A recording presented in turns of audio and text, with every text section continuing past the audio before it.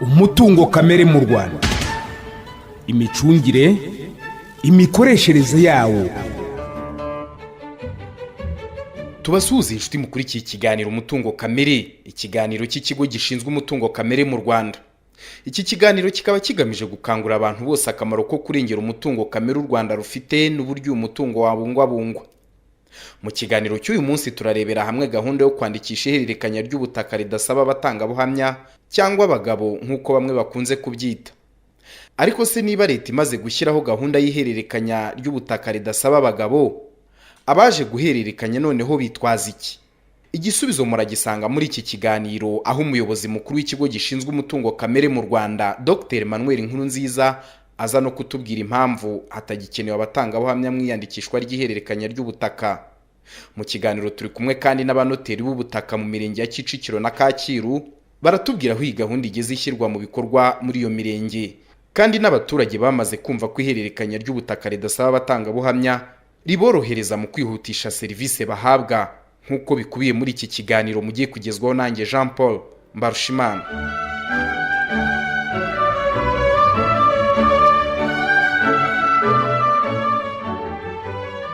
Dutangira ikiganiro, reka tubanze tubabwire ko hashize imyaka igera kuri ine leta y'u Rwanda itangije gahunda yo kwandika ubutaka. Buri muturage akagira ibyangombwa byerekana ko ubutaka atunze ari ubwe. Gusa ibi ntibikuraho ko ihererekanya iryo ari ryo ryose ryabwo rikomeza gukorwa, kandi rigakorwa hakurikije amategeko. Mbere yo kureba ihererekanya ry'ubutaka ridasaba abagabo, reka tubanze twibutsa abadukurikiye ihererekanya ry'ubutaka icyo ari cyo n'icyo risaba. Kuvaho abanyarwanda itegeko ry'ubutaka ribahereye uburenganzira ku mutungo wabo w'ubutaka, bagize uburenganzira bwo kuba babuhererekanya binyuze mu kugurisha, mu mpano, umurage cyangwa se iminani batanga kubo bumvikanye nabo. Icyo twebwe rero dushinzwe ni kugira ngo tubafashe muri iryo hererekanya. Ngira ngo abantu bakimara kubona ibyangombwa mu itegeko rya 2005 rigena imicungire n'imikoreshereze y'ubutaka, hari harimo ingingo yasabaga yuko icyambere, mbere yuko ihererekanya ribaho, ababyeyi babanza gusinyirwa n'abana babo barengeje imyaka 21. Ariko ngira ngo bigenda bigaragara yuko harimo imbogamizi zitandukanye. Mu ivugurura ry'itegeko muri 2013 haje kujyamo ingingo ivuga yuko abahererekanya umutungo ari abanditse ku cyangombwa cy'uwo mutungo. Uyu munsi rero nta gushidikanya kuri nyiri umutungo tugifite mu Rwanda, kuko ubutaka bwose bwarabaruwe bwandikwa kuri ba nyirabwo. Ibyo rero nibyo twaje gushingiraho tuvuga tuti mu gihe leta nangwa se urwego rw'umubitsi mpapuro z'ubutaka rufite amakuru ntashidikanywa ku bijyanye na nyiri umutungo, nta mpamvu yuko habaho undi muntu uza guhamya yuko abantu bagurana. Leta y'u Rwanda irashaka ko serivisi zihabwa abayigana zigomba kuba zinoze kandi zihuse. Ikigo gishinzwe umutungo kamere mu Rwanda nacyo gifite iyo ntego na gahunda yo kuba imbere mu gutanga serivisi nziza ku bakigana. Bityo hakaba harafashwe ingamba zo gukomeza kwegera abanyarwanda n'abaturarwanda bo bafatanyabikorwa b'iki kigo. Ariyo mpamvu serivisi gitanga zishingiye ku butaka zigomba gukurikiza amategeko kurusha kugendera ku muco abanyarwanda bahoranye kuva kera. Icyambere ari mu rwego rw'amategeko ntabwo ari ngombwa.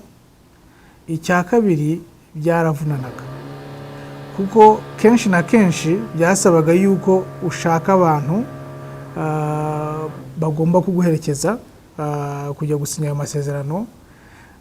Rimwe na rimwe ndibwira yuko bamwe bajyaga banasabwa n'ibijyanye no gutwara bari aho bakura n'aho mujya gusinyira. Rimwe wenda ntushobora kubona serivisi uwo munsi, bigashaka kubazana undi munsi ubategera. So hari ibyagendaga muri uko gushakisha abantu bajya gusinyira. So ugasanga biravuna ubikora ndetse n'uwo basaba kugira ngo ajya guherekeza abandi, ugasanga nawe biramugora, kandi byose nta gaciro byongera ku bigiye gukorwa. Ibyo rero nkanibwira yuko bizagabanyiriza abanyarwanda mu mvune ku byo batangaga muri iyo nzira yo guhererekanya imitungo yabo, ndetse binakagabanya urukururane rw'abantu bajya kureba ibyo abagomba gusinya amasezerano bakora. Tugarutse noneho ku baturage bahererekanya ubutaka, reka twumve uko mbere gahunda yo guhererekanya ubutaka hakiriho abagabo yakorwaga, nuko nyuma yaho hashyiriweho gahunda yo guhererekanya ubutaka nta batangabuhamya byagiye bigenda. Niba ubutaka bukwanditseho n'uwo mubufatanyije cyangwa ari ubwawe wenyine, ukaza ukagurisha cyangwa ukagura, mukishyura imisoro niba yanditseho, ukabona bifasha abaturage, bitagusaba guha transport abaguherekeje, wabonye byoroheje ibibazo. Nihereyeho ibyiza birimo nuko iyo uje ntago bigusaba umwanya munini mu gufotoza amafotokopi y'amarangamuntu y'abo bantu bose no kubategera. Mbere yo wazanaga umutangabuhamya wagombaga kumutegera, ndetse hakabaho ukugora ati mfite abana biga, mbaho bingwemba mu nzu ikodeshwa, ugomba kumfasha ukamisimbura mu byizi. Ibyambayeho umuntu twari twadikanyije, twarazanye nyuma ati rero urabona mbaho bingoye, ugomba kundira transport ni nta kibazo, atari ko ugomba kumpa n'insimbura mu byizi. Ukumva rwose ubuyobozi bwaragize neza, bwarafashije abaturage. Abaturage bafite icyizere ko guhererekanya ubutaka bidasabye abagabo bizatanga umusaruro, kandi icyizere cya serivisi nziza babona muri iyi gahunda barahamya ko ari ryo terambere bifuza. Hari umusaruro bizatanga kubera ko umwanya wo kugira ngo abantu bakugaragire barenze 4, hari inyungu ku muryango, hari bagira ibyo bakora bibaha inyungu, kuko nta mpungenge tubonamo, kuko ubutaka iyo bwakubaruweho mu kubarura inzego z'ibanze zabaga zihari n'abaturanyi, icyo kikaba ari icyizere cya mbere. Kandi nyuma n'ibyangombwa gusohoka ubuyobozi wabonaga ko bikurikiranye cyane. Nanone mu nama batubwiye ko ndetse barushijeho koroshya ibintu, iyo ari ubutaka burimo buzakorerwamo ibikorwa nk'inganda, ko bishoboka ko hari serivisi zitangwa mu mujyi wa Kigali, ku buryo icyangombwa ushobora kudepoza mu masaa 2, saa 11 ukabona icyangombwa cyawe. Tukumva nacyo ari ikintu cyiza mu kwihutisha ibintu ubuyobozi bwakoze. Nta mpungenge abaturage bakwiye kugira ko abatangabuhamya bakuweho mu ihererekanya ry'iyandikisha ry'ubutaka, kuko bizashingira ku mategeko, dore ko n'ubusanzwe bikorerwa imbere ya noteri. Uyu niwe mutangabuhamya wemewe n'amategeko. Muri rusange muri uyu murenge wacu wa Kicukiro nk'ahandi hose mu gihugu, abaturage gahunda barayimenye kandi baranayitabira.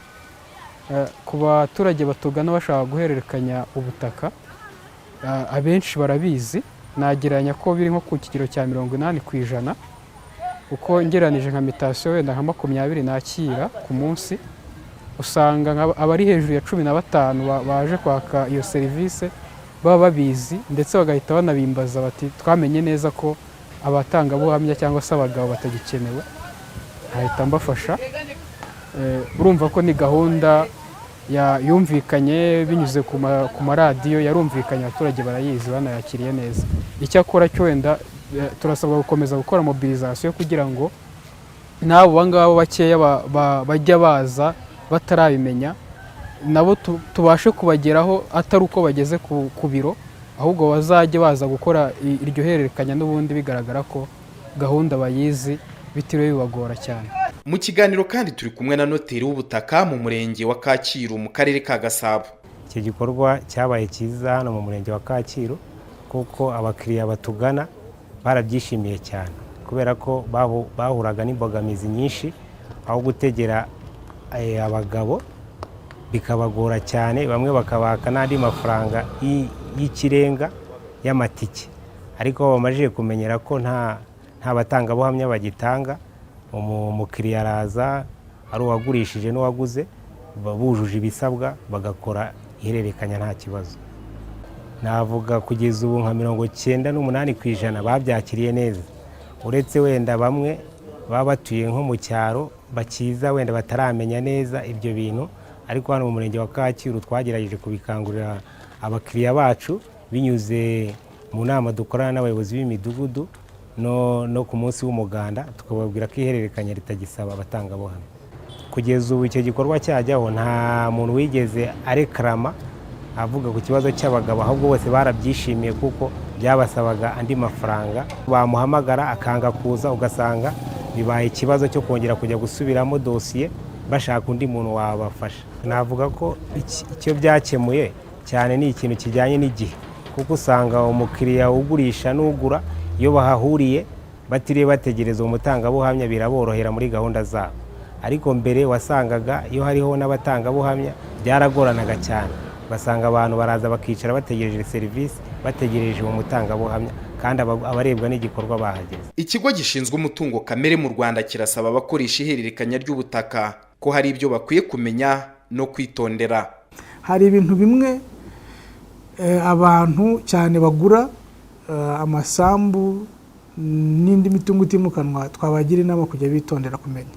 Icya mbere, byaba byiza bagiye babanza gushakisha amakuru mu nzego zishinzwe ubutaka kugira ngo bamenye niba koko uwo mutungo ari uwugurisha. Ashobora kukwereka icyangombwa ariko ntabwo ari gihamya kuko ibyangombwa n'abandi babicura. So byaba byiza rero ashakisha amakuru ku rwego rw'umubitsi impapuro mpamo z'ubutaka akaba yahamya neza ko ari wowe nyiri umutungo. Ikindi, banamuha amakuru niba nta tambamira ariho, kuko ushobora gusanga ubwo butaka bugwatirije muri banki, ushobora gusanga buri mu makimbirane. Kenshi na kenshi aya makuru tuba tuyafite, uyasabye wayabona kugira ngo wirinde ibibazo byaza umaze kwishyura amafaranga yawe. Ikindi, hari ibibanza biba biri nko mu bishanga, nabyo utubaje twakubwira kugira ngo umenye koko niba uzagira n'icyo kimarisha utari wakigura. Ikindi abantu bakwiriye kujya bitondera ni ibibanza byanditse mu mazina y'abazungura nangwa se succession. Ibindi ngira ngo bakwiriye kwitondera muri kino gihe ni ibijyanye n'imikoreshereze y'ibishushanyo mbonera mu mujyi. Ngira ngo maze iminsi mbona abantu akagura ikibanza gisa neza, yagenda agasanga hakashisemo umuhanda wa metero 40, ugasanga cya kibanza wakiguze wakishyuye ariko ntacyo kikumariye. So ngira ngo igishushanyo mbonera cy'umujyi kiri ku rubuga nkoranyambaga kuri website, bashobora gucekinga ukamenya, nangwa se ukabaza mu karere ngo mu mujyi ukamenya icyateganyijwe mbere yo kwishyura amafaranga yawe. Hari gahunda duteganya kubashyiriraho mu minsi ya vuba. Tumaze gusinya amasezerano na sosiyete y'itumanaho ya MTN kugira ngo bijye bishoboka kuba wabona amakuru ajyanye n'ikibanza ugiye kugura binyuze mu butumwa bugufi. So niba ushaka kugura ahantu runaka ube washyiramo inomero yaho, noneho twebwe ushobora kubona amakuru kuri telefoni yawe agaragaza nyiri umutungo uko ungana, niba se nta makimbirane se nta kibazo gihari. Kandi ikindi, abantu be kujya niba usinya amasezerano ihererekanya kwa noteri, sindeye mpamvu yafata ngo ugende uyabike. Ibyiza nuko wahita ukurikizaho process yo kujya gukora guhinduza icyangombwa, kuko ushobora kujya guhinduza ugasanga haje ikibazo kandi wari ufite umwanya ko warabitunganije. So ikiza rero nuko twabakangurira kugira ngo niyo wishyuye amafaranga yawe reba yuko ibyangombwa bisohotse mu mazina yawe, ube nyiri umutungo wuzuye. Shuti bakunzi, mwari mudukurikiye turabashimiye. Mwiyumviye ko kwandikisha ihererekanya ry'ubutaka bitagikeneye abatangabuhamya kandi mwumvise inyungu abanyarwanda babifitemo. Ikiganiro cy'uyu munsi tugisubikiye aha, mbibutsa ko mugitegurirwa n'ikigo gishinzwe umutungo kamere mu Rwanda. Mukigezwaho nanjye Jean Paul Mbarushimana. Naho ubutaha.